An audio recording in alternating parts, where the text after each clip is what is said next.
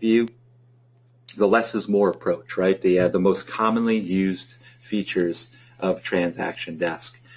Creating transactions, authenticing, document storage, the most commonly used features within our program. Pardon my mouse for a moment. There is a light view, or excuse me, we're looking at the light view. There is also a pro view, upper third of the screen, right-hand corner, pro. It's the same account, just two different views into the same account. Pro just has more features, more functions, more choices. So if light is less is more, pro is perhaps more is better.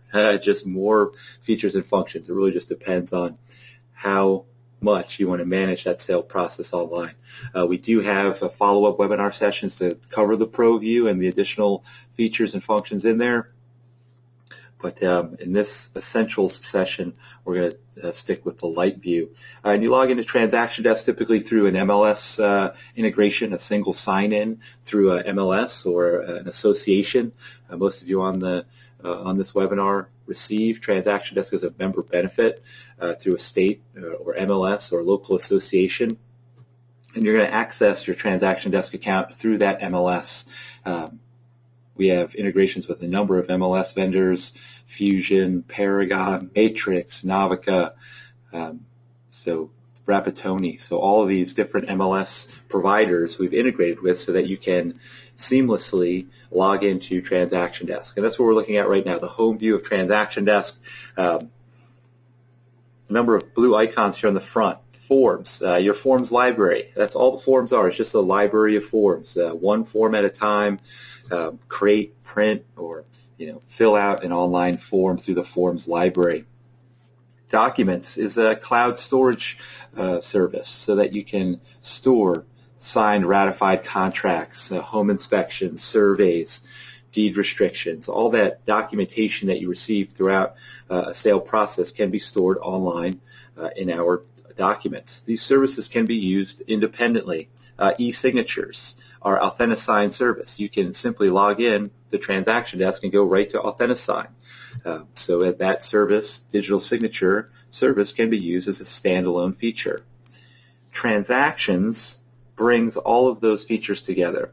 So we're going to first take a quick peek at a transaction, see the elements of a file, then we're going to go through the steps to create a new one. So clicking here on the transactions icon, center screen, clicking on transactions, brings us to what I refer to as the filing cabinet view, because I can see all the transaction files that I created previously.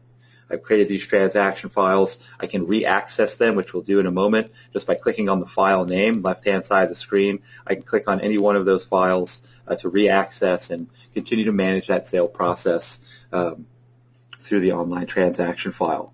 So just my little naming feature, filing cabinet view. One feature, essential feature that we're going to kind of focus on, or at least point out as we go through, is this I would like to, and I'm just highlighting it for emphasis. I would like to, middle third of the screen, right-hand side. That is an essential phrase within the TransactionDesk platform, because every time you see that phrase, it's in association with the drop-down menu. So this particular filing cabinet view, I would like to create a new file, delete a selected file, archive a selected file. So these are the functions or features within this filing cabinet view under that I would like to drop-down menu. So we're going to click on a file name now. We'll come back to that. We'll come back and talk about that I would like to phrase as we go through the demonstration, but just as an essential feature, the most essential feature, you want to recognize that phrase and expand those drop-down menus.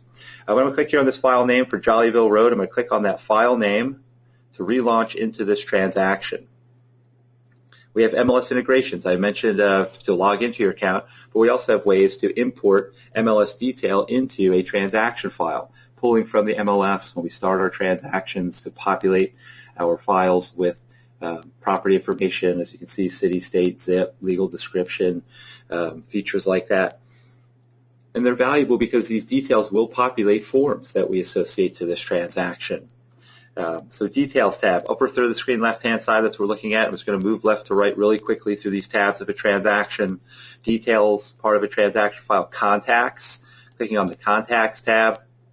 When I start my transaction files, I'm added in my demo account, Zach Practice, is referred to as the listing agent on this file, my office, the listing broker, and I added my seller. This is a seller file, So I added my seller contact to the transaction. We can see that I would like to phrase starting to pop up again. I would like to. We can add transaction contacts or remove them from this particular transaction file. Forms tab, just moving quickly left to right. We're going to create a file. We're going to go through these tabs again, but just want to highlight them right now. So forms, we can add a complete set of forms to our transaction file. Type up these online forms. We can deliver them in traditional methods. Again, I would like to. There's that phrase again. Hopefully it's immediately becoming redundant and obvious that it is an essential feature. I would like to. What might I like to do from the Forms tab of my transaction? Add additional forms, delete forms, email, fax, print. Auto-populate's a good one to make sure that all my details and dates and contacts that I add to my transaction file auto-populate into my forms to complete those form fields for me from my transaction information. So Forms tab. Forms are online and fillable. Access to the Forms library to type up your online forms. Documents. The Documents tab. Documents are what come back to you. They are the signed, ratified, executed contracts, amendments, addendums, home inspections, surveys, settlement statements, net proceeds, whatever documentation that you're receiving through that sale process can be uploaded back into your online transaction.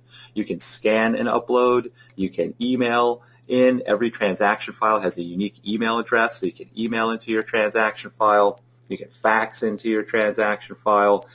You can virtually print into your transaction file. So these are just different ways to get documents back into your transaction to be maintained and secured and saved there for state-required retention periods. Whatever state you practice in, you have a retention period for state compliance for contracts and agreements and so forth. So putting them back into your documents of your transaction will guarantee that those documents are saved online for those state-required retention periods.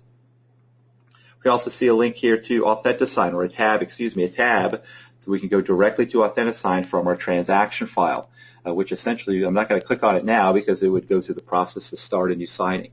We will do that, but just not at this particular juncture. But using AuthentiSign, we can prepare completed forms and documents for digital signatures right through our transaction file. So that is the basis of a transaction file. Now we're going to go through the steps to create a new one and go through those quick steps to create a new transaction. So upper third of the screen, left-hand corner, I'm going to click back on the home link, upper third left, clicking on home. Just to retake those steps to get to transactions. It's right there, middle of the screen. Big icon says transactions. I'm going to click there, transactions. In this case, I would like to create a new transaction file. Pardon my mouse just for a moment, kind of managing my go-to training sidebar there. I would like to create a new transaction file. I'm going to click on that little action arrow to go to the Create New page. There is one required field on this Create Transaction page.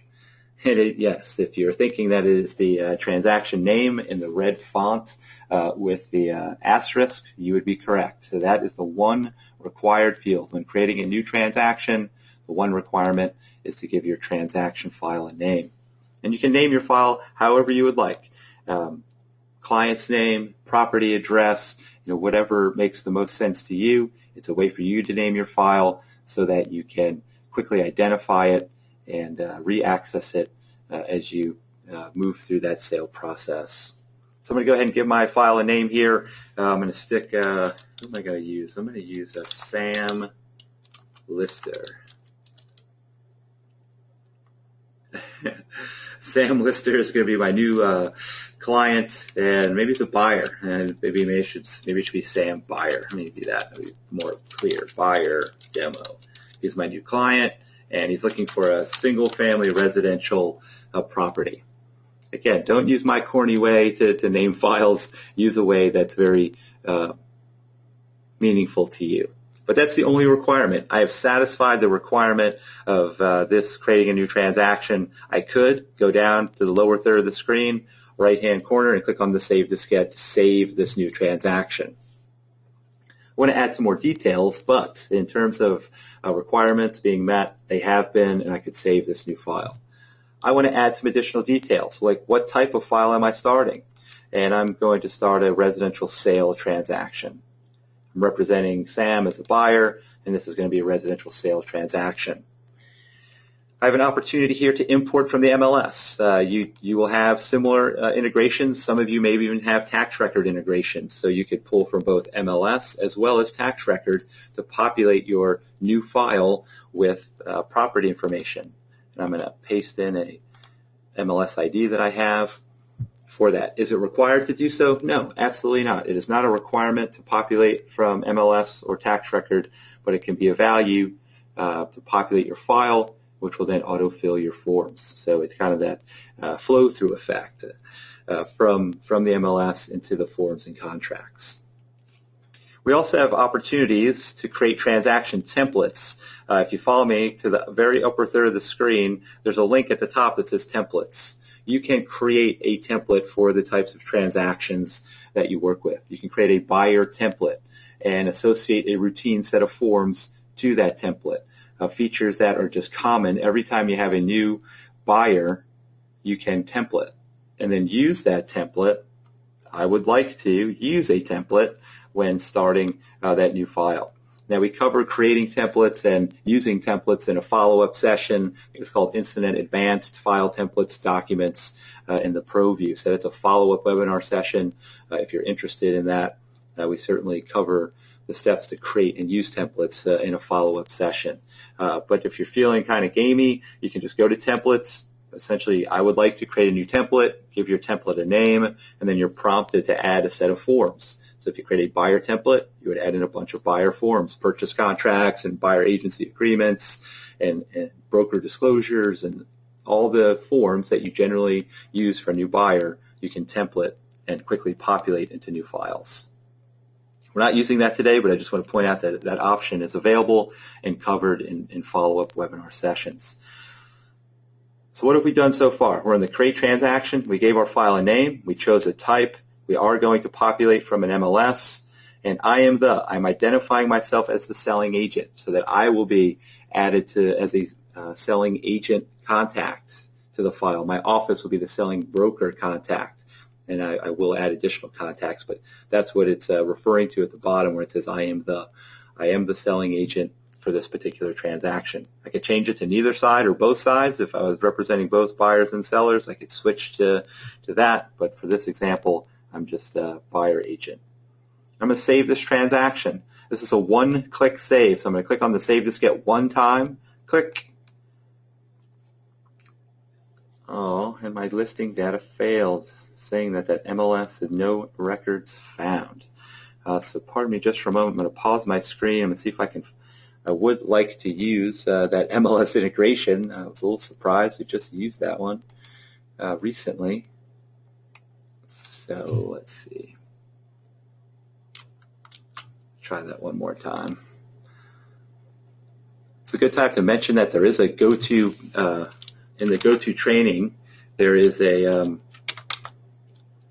chat section, and you can type questions into that chat section as we go through the demonstration. Certainly have that opportunity to do so. We'll be reviewing those as we can, working those questions into the demonstration, answering them directly or just working them in.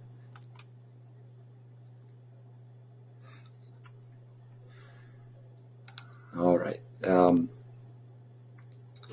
Well, I'm just going to move forward with that. If that MLS ID is not working for me, the status of it must have changed sometime between the last 2 days. It must have changed on me, and I don't have another. So know that it's available. Know that you can use that integration to populate your transaction with MLS details.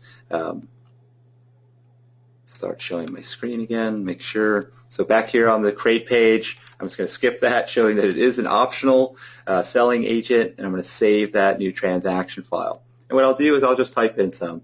I was trying to reduce the redundancy of having to type that information in, but I don't want to fight with the MLS integration for an active MLS ID at the moment. So hopefully this page is starting to look kind of familiar. Details tab, contacts, forms, documents. We're going to go through these steps, and I can type this information in. Here's the MLS ID I was using. That was not valid, but we're going to add it in anyway.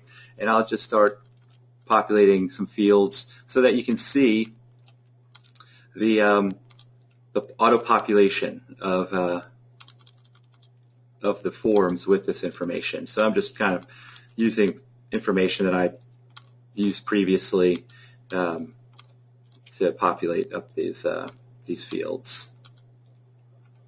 But there's no requirement to do so, right? There are no required fields here.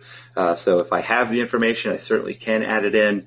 If I don't, I can certainly just skip past it. It is not a requirement. We can also copy and paste into these fields.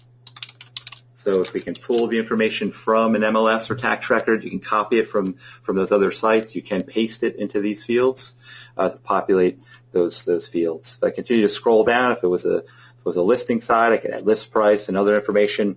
This is an offer, so if we are actually typing up a purchase offer, we can add that earnest money deposit. It will say it's $2,500 earnest deposit on a let's go $250,000 purchase price, something like that. Total financing, maybe they're a well-qualified buyer and they're going to go for a financing of $175,000. Scroll down, I can add dates as well. I can add dates to this transaction file. If we are writing up an offer, perhaps we have a tentative closing date we have in mind, and the buyer has a tentative closing date they would like to shoot for. So this little blue icon here, if I click on it, they're kind of mid to lower third of the screen, left-hand side by closing date, it will pop up a calendar so that I can select the appropriate date from the calendar. If we have an offer date or any other dates, I can fill these dates here within the transaction file. Those dates will populate into my forms and contracts. So I added a decent amount of information to this details tab of my transaction. Upper third of the screen, left-hand side, my transaction was successfully created, and I added details to the transaction file. I'm going to go to contacts now. There is a save diskette in the upper third of the screen, right-hand corner. You can see that save diskette. There's also a similar one in the bottom third right-hand corner. You can find those manual saves. But watch it, there is a safety net save. So if I click here on the Contacts tab, without doing a manual save, if I click here on Contacts, I will get a pop-up message. Please always allow pop-ups from TransactionDesk. We've actually now experienced 2 pop-up messages. This save prompt as well as that calendar icon, both pop-up messages. So please do always allow pop-ups from TransactionDesk for those features. So we've left the Details tab. Now we're in the Contacts. I've been added in. My broker's been added in. I would like to add my contact, Sam, to this transaction file as well. I would like to add transaction contact, middle third, right-hand side. I would like to add contact. I'm going to click on that little action arrow because I would like to add a buyer contact to this transaction file. And here's my buyer contact. Well, it's Sam. Sam, was it buyer demo? See, maybe I've used that once or twice before. And what do I know about Sam? Maybe I have his cell phone number, throw a little 512 at you, and his email address. That's what I know about Sam right now. Now I know about Sam. Sam Buyer Demo is the name that I know him by. It's how I refer to him personally. But perhaps the contracts are requiring a different name. Maybe he uses his full name, Samuel Buyer Demo. Or maybe he is an LLC, so he's purchasing it through his company, and it's Forest North LLC. He needs to be in all those printed name fields on the forms. Or maybe Sam is Power of Attorney for. If there's some different name that needs to populate my form fields, I can use that preferred name field to make sure that my forms populate with the appropriate buyer information. We can do the same thing for the authenticated signature, because perhaps he signs with a different name. We'll see another location where we can add a custom authenticated signature to the profile as well. But from this point, we can add it here to the contact. As I continue to scroll down, I do want to save or add Sam to my TransactionDesk contacts as well. So by checking that box in the lower third of the screen, left-hand side, add to my contacts two things are going to happen when I click on the Save Diskette in the lower third right. Saving Sam as a buyer contact to this transaction file, and I also saved Sam to my TransactionDesk contacts, that database of contacts that I've saved here within my TransactionDesk account. If there was additional buyers, if there was a spouse or a business partner or a sibling or family or friends or someone that he was buying with, if there's additional buyers, I would go through the steps to add that second buyer. I would like to add a contact, buyer, add in that second buyer's name. So I can continue to add buyer or other contacts to the transaction. Maybe a loan officer or a title officer or somebody that we work with routinely. We want to add them to our transaction file as a contact as well. So anybody that we might want to populate through our forms, we can certainly add them in as a contact to our transaction file. So we've added some details and some contacts. We're now going to go to the Forms tab, just moving from left to right, Forms. Again, nothing to this point has been required. No requirements to add details, no requirements to add contacts.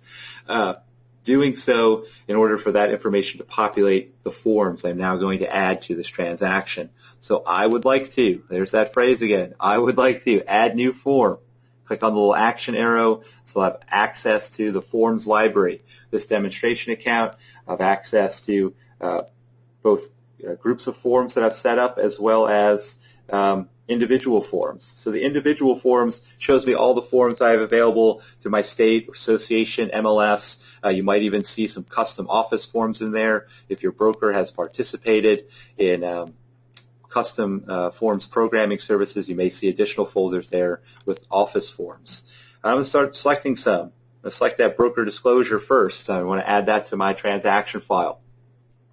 I'm on a Windows-based PC. I'm on a Windows 7 machine using Google Chrome browser for this demonstration.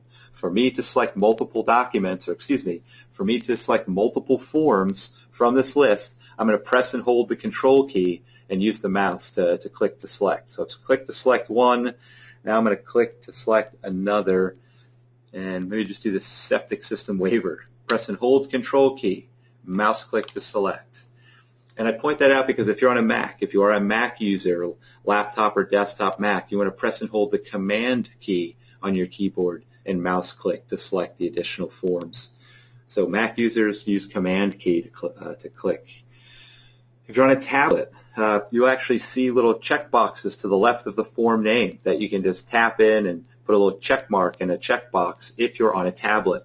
I am not. I'm on a Windows machine, laptop, so I'm pressing and holding the Control key to select multiple forms. So let's select a few more. I've got the disclosure. I've got the septic system.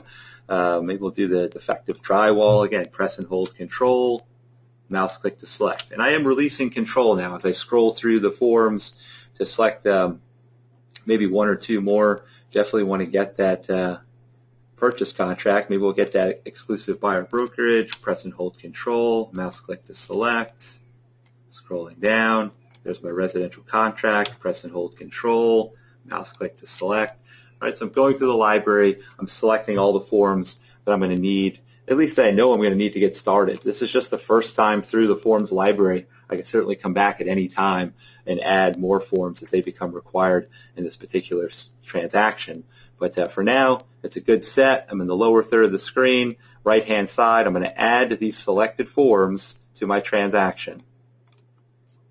So I scrolled through the list of library of forms that I have available to me through this demonstration account, and I added 5 forms to this transaction. Now that I've added forms, this I would like to menu has expanded. I have options now. What else would I like to do? So at first I had no forms, so my only option was to add forms. Now that I have forms, I can email them, fax them, print them, but the one I want to use is populate them. I want to populate these forms with my transaction details, dates, and contact information. So I'm going to select that option and click on the little action arrow to execute that choice. Pop-up message. Your forms will be populated with details, dates, and contact. That is okay with me. That's all I have to do is select it. I selected the function, and I get the on-screen confirmation, just highlighting for visibility there. All forms have been successfully updated. So my forms have been updated with my transaction details, dates, and contact information. pausing for emphasis. Pardon me. So now we're going to go into the form itself. We want to go into Forms Editor, and we want to look at typing up these online forms. I'm going to start with the exclusive buyer brokerage agreement. So the fourth form, I'm just going to click on the form name. That's all I do. It's an active link. Click on the exclusive buyer brokerage. It's going to launch that form into Forms Editor. This is what I call Forms Edit mode, where the keyboard meets the contract. So this is where I can go through now and type up all the forms, all the fields on this particular form. And you can see that my buyer's name, my company name has populated into these fields already. So I just want to go through the rest. Let's type in single family residential here. Single family residential. That's the type of property that they're looking on. I can select dates for how this will commence. These are little date or calendar pop-ups, so I can select the appropriate dates from there to populate those fields. As I continue to scroll down and do my check marks and protection periods and so forth, you just want to go through the form and complete all the fields, where the keyboard meets the contract to type up the online form. And you can see that my client's name and my name have populated into the appropriate fields, printed name fields under those signature lines. So I've pretty much completed typing up this form. Upper third of the screen, left-hand side, File. This is the most essential drop-down menu in Forms Editor, the File drop-down menu. And I have it expanded now. I have all these options. I can go to the Forms library, and I can add additional forms. If I immediately realize that I forgot to add a form, I can certainly go back to the library and get it and add it to this transaction. The function I'm going to use right now is this Open Form option, because I want to open another form from my transaction. So I'm going to click here on Open Form. It's going to show me the forms I currently have added to my transaction file. So I just completed typing up the exclusive buyer. Now I want to go to the contract of purchase. So I'm going to click on that form name and auto save. It's auto saving the changes I made to the previous form, and now I have the opportunity to type up the purchase contract. You see it has populated with some information, my buyer's name, my broker's name, the legal description that I typed into that. You can copy and paste into these fields as well. You can see the address information populated in, and we can certainly type or copy and paste. So let me show you that. So if I do anything that I can copy to my computer's clipboard, so to speak, I can paste into the form fields. So that can save me some typing, or I can certainly type it in as well. If you are an excellent typer, then by all means, type that information in. We had our purchase price populate in, and we can just go through conventional and make sure that we are completing the form through the Forms Editor. This is where we want to type up all of the required and optional fields within the form in Forms Edit mode.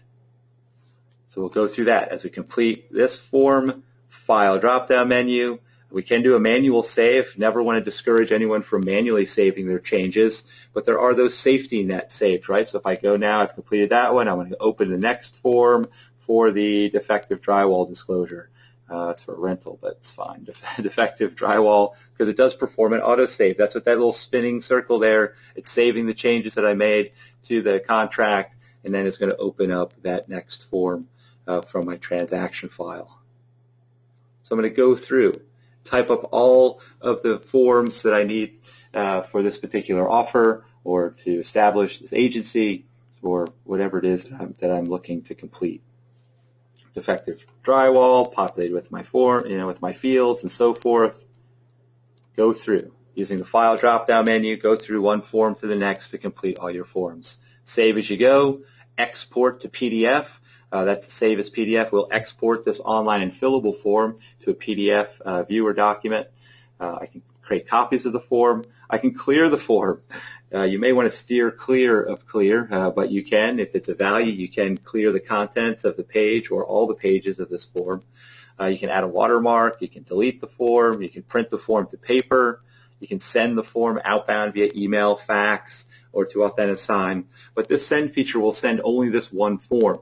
So what I'm going to do now, I'm going to exit out of Form Editor. I've gone through each form. I've typed it up. I've got them all prepared to be signed. And I'm going to exit out of Form Editor, does another autosave there, and brings me back to the Forms tab of my transaction. Because I don't want to send out just the one form, I want to send out the packet of forms. I want to send out that disclosure and that defective and that agency and that contract. And I would like to. These are the traditional delivery methods, right? You can email them. You'll be emailing them as either a PDF attachment or as a link within the email message so that your recipient can access those completed forms, print them out, sign them, and deliver them back to you. So you can send it in as a traditional delivery method of email or fax. You can fax directly from your transaction file. And you don't need to be within 1,000 miles of a fax machine. It's internet faxing, so you send the outbound fax. You queue the fax to be sent. TransactionDesk sends the fax on your behalf, then sends you an email confirmation that the fax was successfully sent. So it is internet faxing, no requirements to actually be hooked up to a fax machine. It's internet faxing. You can print them to paper. The first step is to merge them into a single PDF document that you can then print that merged PDF to paper. So these traditional delivery methods all require a print cycle. If you're printing them, obviously it's going to be a print cycle. If you're faxing them, that receiving fax is going to print them. If you email them, your recipient is going to receive the message, open the completed forms, and print them out. So what we're trying to do, and hopefully you're interested in finding out about digital signatures. So maybe you're already using a digital signature service, but now you get it as part of a member benefit, AuthentiSign. We're going to move forward now. Instead of sending it out by email, fax, or print, we're going to send it out using AuthentiSign for digital signatures. And by clicking on this AuthentiSign tab here within the transaction file, click, it's actually going to link that file and this signing. For a number of reasons that happens. One, as I'm going through the process to set up the signing, I'm prompted with those transaction details. First, the name, the signing name, the participants. I can add contacts from my transaction as participants to my signing. When I get to step 3 in documents, I can import my completed forms from my transaction into the signing. So it's going to prompt me with all those details as I set up the signing. Once the signing is complete, as we go through that signing process, which we will see, that process of participants and receiving invitations and creating signatures, we'll see once that signing is complete, those signed, ratified, executed documents will be delivered back to the Documents tab of the transaction. So that AuthentiSign tab links together the transaction file and the signing event. You can see that it has given my signing a name. It's given that my signing the same name as my transaction. And I like to give it a more unique identifier. What exactly is being signed? And the name, it really is mostly for you. It is for your identification of this particular signing event so that you can identify it, so that you can recognize it and know what this signing represents. And that's why I like to do a little bit more of a unique identifier than just the transaction name. I'm going to put the buyer agency agreement, broker disclosure, and purchase contract. That's what this signing event means to me. So give your signing a name so that it is meaningful to you, so that you can recognize this signing from any other that you have in process or completed within your AuthentiSign service. Participant order is how AuthentiSign is going to deliver the invitations. Inline would suggest that we have a very specific order of signers, and AuthentiSign is going to deliver those invitations one at a time through that specific order. Now we would add our participants in step 2 and put them in that specific signing order. There's some follow-up AuthentiSign sessions where we talk more about Inline. We see that there are some AuthentiSign features that are incumbent upon using Inline, but most of the time, SimulSign will be the option to send all the invitations to your participants simultaneously so that everyone is invited simultaneously and they can sign on a first-come, first-served basis. They are not actually going to sign simultaneously. They are just going to receive the invitation simultaneously. So whomever is available and access to their email and time to sign, they can go in and sign. Inline could wait for a person because Authentisign is only delivering one invitation at a time, so one person has to complete their portion before the next person receives the invitation. SimulSign, everyone is invited simultaneously. Expiration dates, these little advanced options. Expiration date, you can set your signing to expire at a day at midnight. So if you do want to set that feature, you can. But if you do and the signing is not complete, it will expire. It will no longer be available to those participants who have not completed it. So just be mindful, setting expiration dates will expire the signing if it's not completed by that day and time. You may want to set reminders. You can set them at hour intervals after the first invitation. You can set Authentisign to deliver out reminders of any pending signings needed. So maybe 4 hours after the first invitation, and then every 4 or 8 or 12 hour intervals after that. You can have Authentisign deliver reminders to your participant that they still have that pending signing. Once they complete their signing, they will no longer receive reminders. So that those end when the participant completes. We're going to skip the ID position. It's not really relevant. It's not really essential. So those other features are. One thing I do want to mention about the order, whichever order that you choose, all signatures and initials are captured on one final document. So that is not changed with the participant order. All signatures and initials are captured on one final document, whether you're sending the invitations inline or simultaneously. All signatures and initials are captured on one final document. So let's add some participants here. We're going down to step 2. We're going to add in our participants to the signing event. First, I'm going to pull from my transaction file. Transaction, Sam Buyer Demo. It's the second option, but it's what I'm going to use first. So I'm going to select that option to choose contacts from my transaction file to include as signers in this event. Myself and Sam are both going to have signature requirements, and I'm going to add us into this signing event.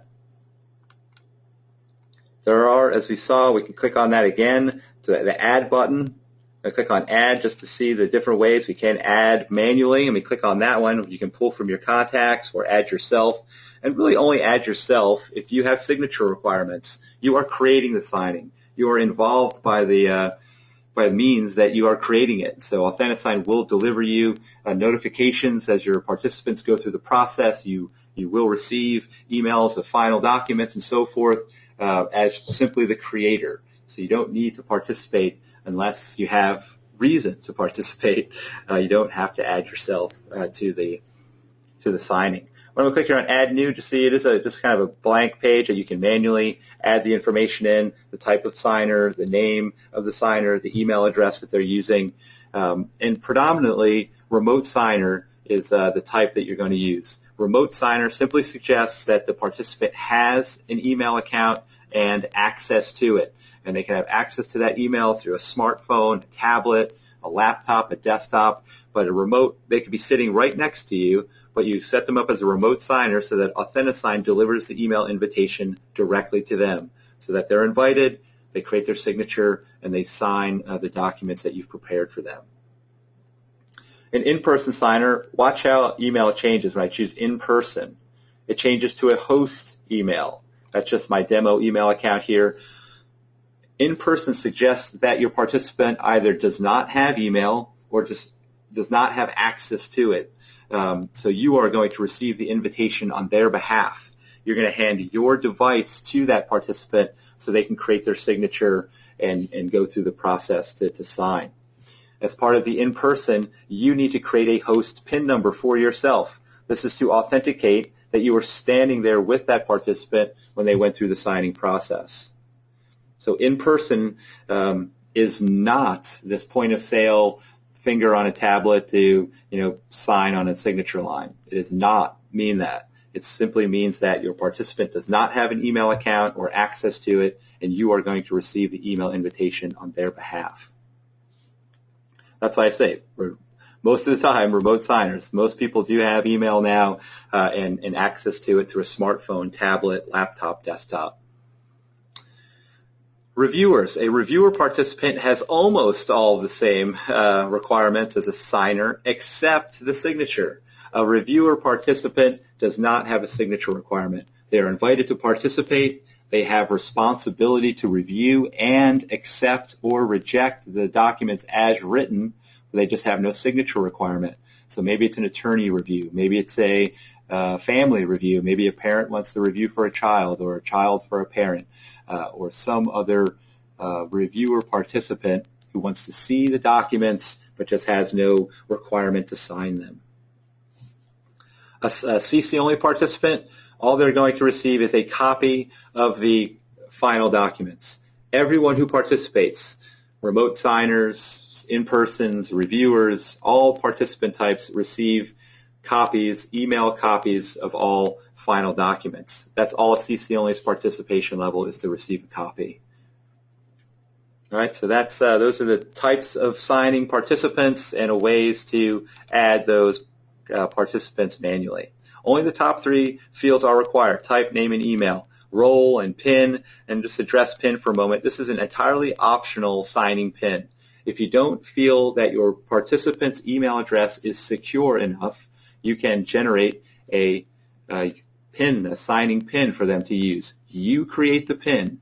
Using a minimum of 5 characters, you can create the PIN and you deliver it to your participant. It's entirely optional. It is not a requirement to create the additional PIN number. Only use it if you feel it's necessary for additional level of security to access the signing. If you feel it's necessary, you optionally create it, you deliver it to the participant in a secondary communication. As you add your participants in, you can save them to your contact database. And if they do have custom signature requirements, you can add that here.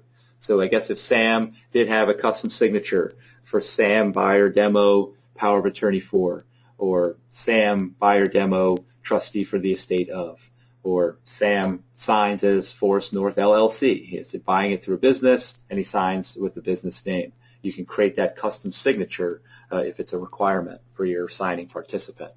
Otherwise, AuthentiSign is going to pull from the first and last name fields, any middle initial, to generate the signature stamp. So that's participants. We've added our participants in. Myself and Sam, we are the participants to the signing event, and we're going to move forward now to step 3 to import our completed forms and upload some documents. So clicking on step 3.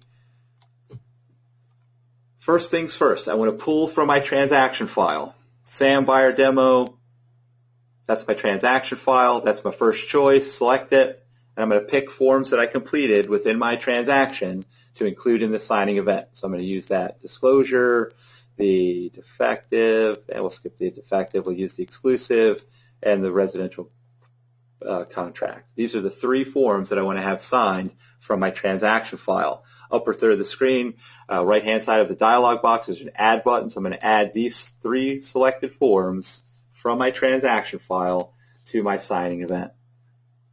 And that's just one of 8 ways to add completed forms and documents.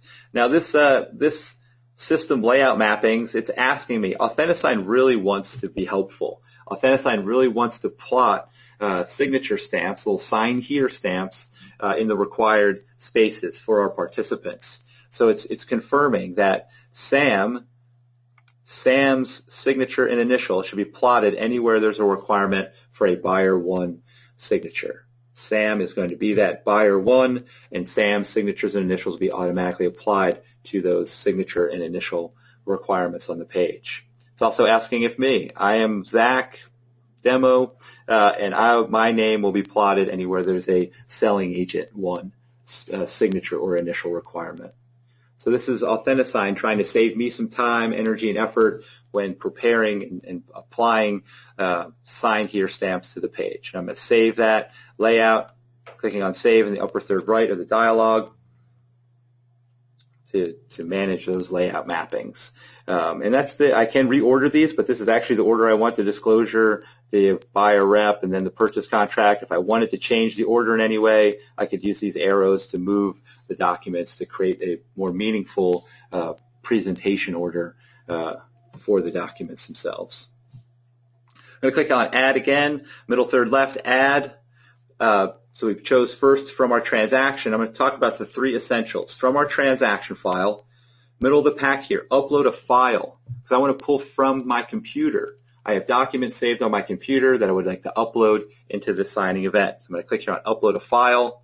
I'm going to have the opportunity to browse my computer so that I can find the appropriate document. It could be a PDF document. It could be a Word document, an Excel spreadsheet, an image file. These are all supported document types.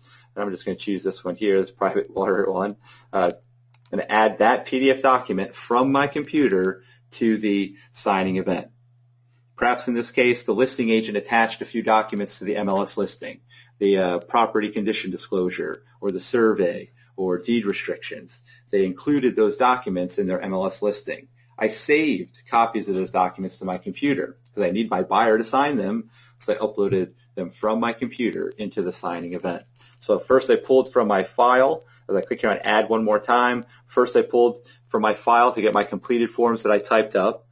Second, I pulled from my computer to upload documents that I had saved locally on my laptop. Third, I think essential, is from the cloud. Perhaps you use one of these cloud-based storage services, Google Drive, Dropbox, or OneDrive. You can integrate, and I have integrated with my Google Drive account.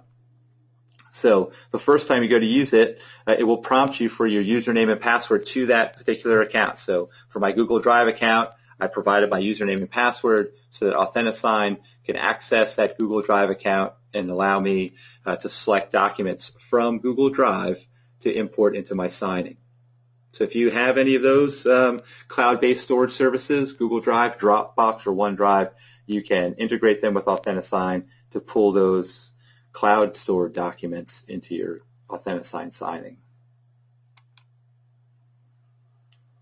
But again, there are different ways, but the 3 essentials: top option, pulling from my online transaction file; second option, to pull from my computer; third, to pull from the cloud. We cover some of the other options in follow-up advanced AuthentiSign sessions, but essentially I think those are the 3 that you'll focus on the most. We'll talk about layouts here in a moment. As I click here on design, step 4, design step. Make sure we're continuing to move forward here. Time is of the essence to prepare these completed forms for signatures and initials. So I'm going to scroll down. I want to confirm anywhere there's a required signature or initial, I'm going to drag and drop a block onto the page. So upper third of the screen, right-hand corner, I have the signer drop-down menu. Myself and Sam are the 2 signing participants that I can choose from in this particular event. And I am going to select Sam because Sam needs to sign. I'm going to expand this drag and drop. I click it one time to expand that menu, and I'm going to click and hold to drag and drop that signature onto the page. This one I was also asking for a date stamp, so within the signature block, there's a little undercarriage here with a delete or trash can to delete the block I just plotted, or this little gear circle that I can click on to reveal a formatting menu, because I would like to attach a date stamp to this signature block so that the page will be dated when Sam clicks to accept his signature block.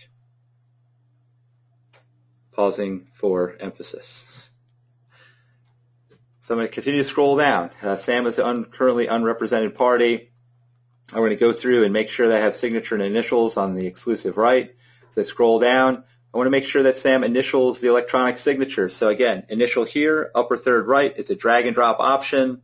Initial here, click and hold to drag and drop that feature onto the page. I can even use these little squares around it to resize it a little bit. I'll size it down so it fits a little better in that given space. I can format it with dates and times and names and things like that. Otherwise, I just want to plot it. This is part of the layouts that AuthentiSign automatically plotted. There was a buyer signature requirement here. AuthentiSign automatically plotted it. There was a broker or agent required signature here. AuthentiSign automatically plotted it. So that's good. I'm confirmed there. I'm going to continue to move forward, see what else needs to be plotted, any other signature or initial requirements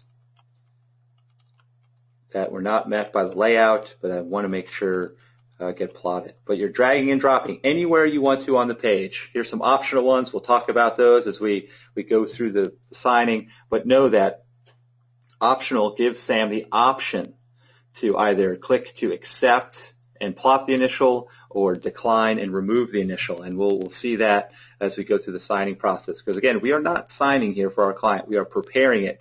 We are plotting the little stamps where Sam will click to accept and plot his own signature or initial. So scrolling down, we can see there Sam's again with the date. So Authentisign Layout has provided those features.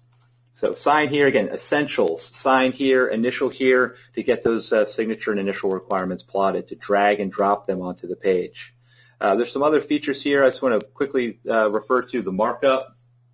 Markup allows you to use line draw to strike things over, perhaps T for text, because maybe here in the other terms, maybe I forgot to type in a provision or something like that, and I want to quickly add it here through step 4 of Authentisign. I'm going to click here on the markup tool, T for text. I click it one time to activate that feature. I just clicked it once. Where do I want to plot this text box? Right here. So I click once again to plot and double click to type to add details or special provisions.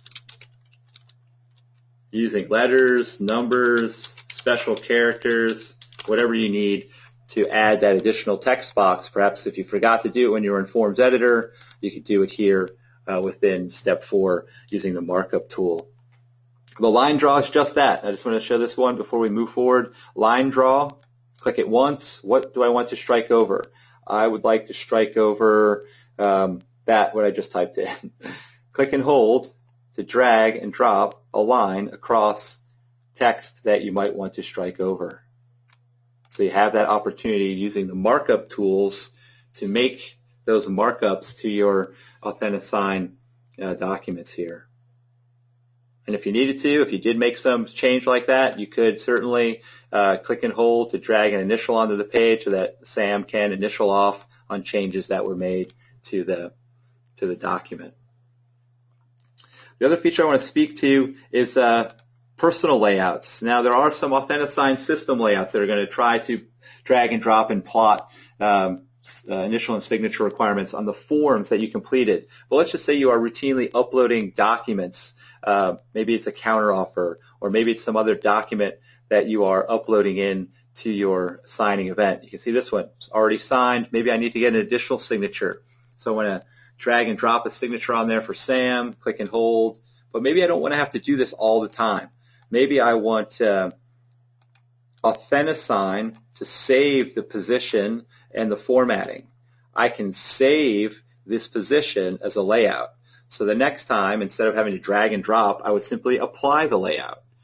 So as you go through and work and prepare completed forms and documents, if you find yourself routinely dragging and dropping initials or signatures, do it once and then save the positions as a layout. So the next time you have that same document, different client, different signers, entirely different transaction, but you can apply a layout to Authentisign to plot positions for those signature and initial requirements. We covered a little bit more in one of the advanced Authentisign sessions, but just know it's there that you can, what you've plotted and positioned, signature and initial stamps, you can save those positions. And I'm really trying to emphasize all that Authentisign is saving is the position, so that you can use it again and again for that same document, different signers, different clients, different transactions, same layout, because it's the same document with the same signature and initials and the same positions each time.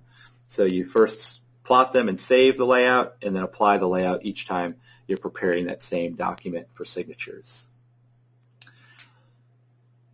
That's the design step. Clicking on Next, upper third of the screen, shading to the right, clicking on Next. That will take us out of the design step and into the Send step. We can customize the invitation that's about to be delivered, but otherwise, I'm just going to send out these invitations to our signing participants simultaneously. We chose SimulSign, so Authentisign has delivered the invitations to both of our participants simultaneously. I'm going to tab over here and go into this Gmail account to receive that.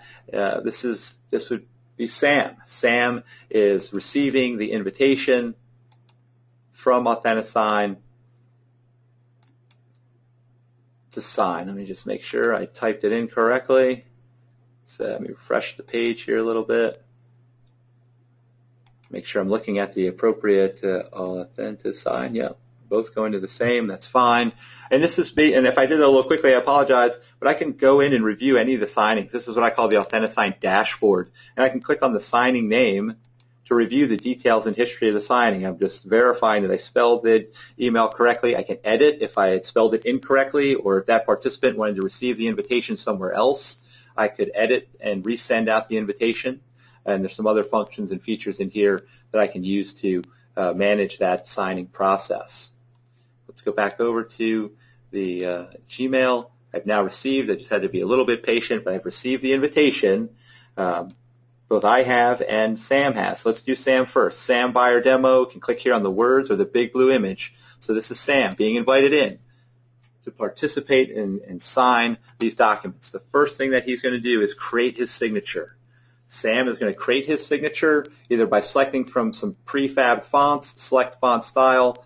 If Sam would like, he can simply choose one that he thinks would best represent his digital signature. So let's do that first. I'll show you one from selecting a font, and then the second one we'll draw. So in this case, we're just going to select the font and accept. We're accepting the terms of service and the digital signature. Lower third center, accept. That's all he's accepting is the terms and the digital signature. Now he's prompted with the documents. He has 8 mandatory fields to complete. You can certainly read what he's about to sign, but in order to start the signing process, upper third of the screen, right-hand corner, start. Authentisign will locate and highlight the block. Sam can certainly read, yep, all looks good, clicks to accept. Authentisign will take him to the next one, clicks to accept. Takes him to the next one, clicks to accept.